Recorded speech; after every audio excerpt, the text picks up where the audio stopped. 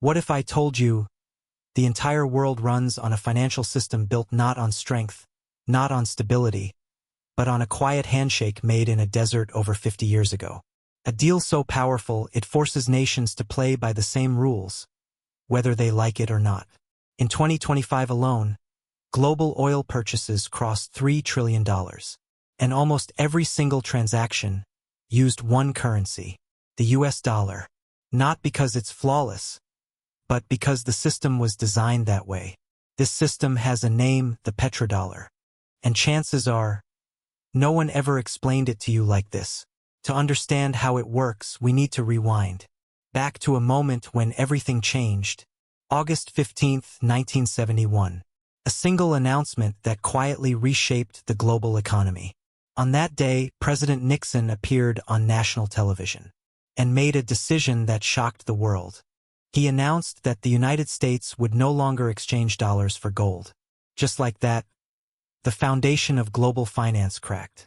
Up until then, the dollar wasn't just paper. It was backed by gold under a system called Bretton Woods.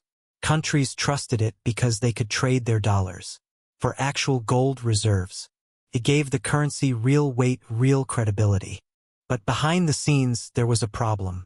The US had been printing more money than it could support with gold. Wars, social programs, Cold War spending, it all added up. And eventually, other countries noticed. One by one, they started knocking. We'd like our gold back. And the US realized it didn't have enough. So instead of opening the door, it locked it. No more gold exchanges. The dollar was now backed by something far less tangible. Trust. And trust is fragile. Then things got even worse. In 1973, war broke out in the Middle East. Egypt and Syria launched a surprise attack on Israel. The US stepped in to support Israel, sending massive military aid. That's when oil-producing nations decided to respond. They didn't use weapons. They used oil. Production was cut. Exports were restricted. And suddenly, oil prices didn't just rise. They exploded. From about $3 per barrel to nearly $12. Fuel shortages hit hard. Gas stations ran dry. Long lines formed. Signs reading "No gas today" became normal. Now imagine the situation. America had a currency no longer backed by gold, rising inflation, and the most critical resource in the world being used as leverage. Something had to change, and fast. So the US came up with a new strategy. If gold was no longer the anchor, something else had to take its place. Something every country needed. Something they couldn't live without. That something was oil. Enter Henry Kissinger. He traveled to Saudi Arabia with a proposal that would reshape global finance forever.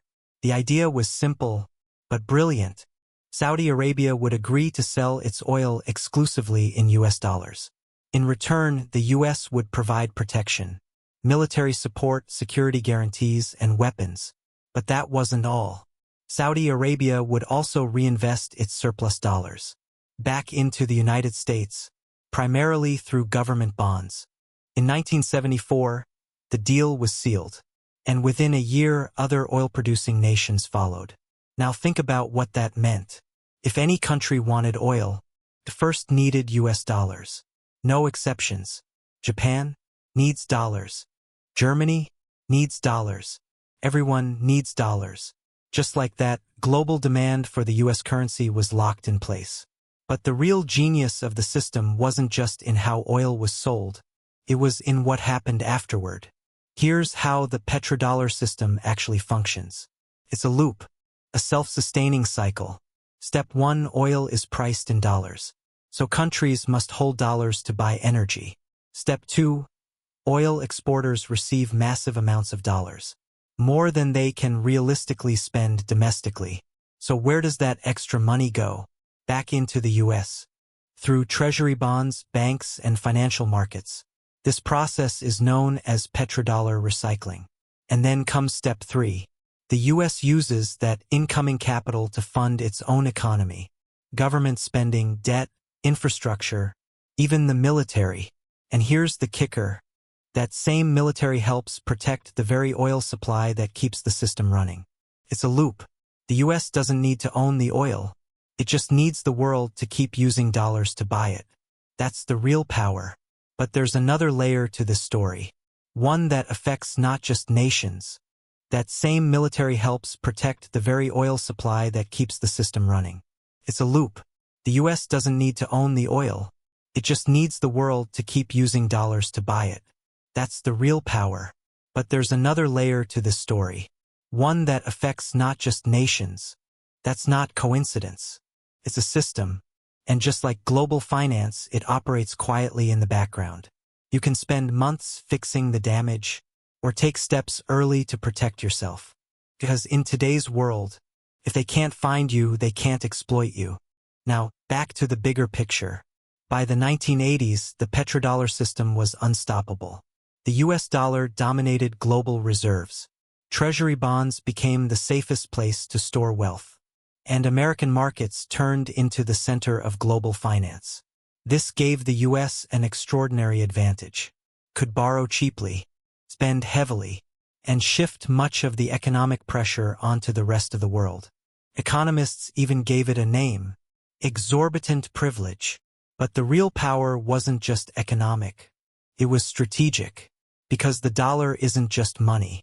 It's infrastructure, global trade, banking systems, international payments, they all rely on it. So when a country is cut off from the dollar system, it's not just losing access to cash. It's being disconnected from the global economy. And that's where sanctions come in. They're not just penalties, they're pressure points. If the US decides to act, entire economies can freeze. Now, some countries have tried to break away from this system. In 2000, Iraq announced plans to sell oil in euros instead of dollars. A few years later, the country was invaded, and oil sales returned to dollars. Libya attempted something similar, proposing a gold-backed currency for African oil trade. That plan never materialized. Venezuela tried using cryptocurrency to bypass the system, but adoption was limited and pressure from sanctions increased. Now, to be clear, these situations were complex. Multiple factors were involved: politics, security, regional conflicts. But the pattern, it raises questions. Challenge the system, and consequences tend to follow. For decades, no one could truly compete with the dollar. But recently, cracks have started to appear. In 2022, a major shift occurred. After the Russia-Ukraine conflict escalated, the US froze hundreds of billions of dollars in Russian reserves and restricted access to key financial systems. It was a powerful move, but it also sent a message to the rest of the world. Your assets are only safe as long as the system allows it. And that made countries think. China began reducing its holdings of US debt. Instead, it started accumulating gold. Trade between major economies began shifting toward local currencies. Brazil and China explored direct trade settlements. India started buying oil using its own currency. Even Saudi Arabia signaled openness to alternatives. The numbers reflect this shift. The dollar's share of global reserves has declined over time. Central banks are stockpiling gold at record levels. And new players like the Chinese yuan are slowly gaining ground. Still small, but growing. And then there's a bigger question looming over everything. What happens if the world needs less oil? Electric vehicles are rising fast. Renewable energy is expanding. If oil demand decreases, the foundation of the petrodollar weakens. Now, let's be clear.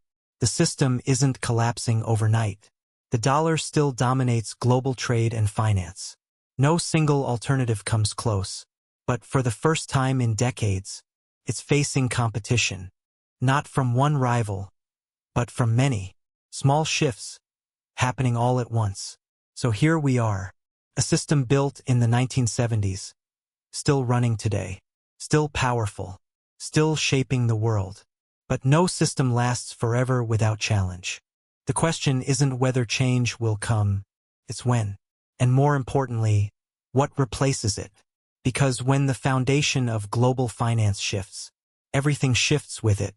If you found this breakdown eye-opening, stick around.